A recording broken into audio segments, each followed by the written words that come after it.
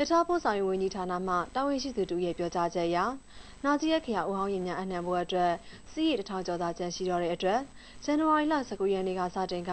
ထဆင်နုအခရာဦးဟောင်းမော်တော်ယာဉ်တွေကိုလက်ခံသွားမှာဖြစ်တယ်လို့သိရပါတယ်။ယခုလက်ရှိရင်ဝင်ရောက်အနှံမှုတွေမှာ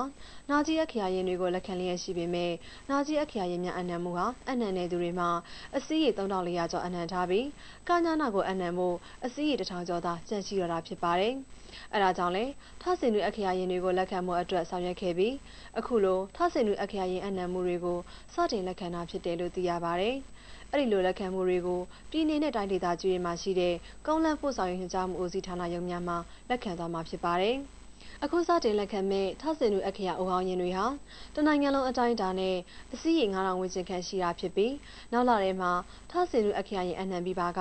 ဒါတွေနဲ့တောက်ချိုက်အခရာဦးဟောင်းရင်တွေကိုဆက်လက်ခံသွားမှာဖြစ်ပါတယ်။မြန်မာတနိုင်ငံလုံးအတိုင်းအတာအနေနဲ့ဦးဟောင်းရင်အနှံမှုတွေဟာစာလုံးစလိုင်အခရာရင်နှန်းကစတင်ကဇန်နဝါရီလ18ရက်နေ့ကစတင်လက်ခံခဲ့တဲ့နာကြီးအခရာရင်ဟောင်းတွေအထိအစီးရေ29000ကျော်ကိုလက်ခံပြီးဖြစ်တယ်လို့သိရရှိပါရရှင်။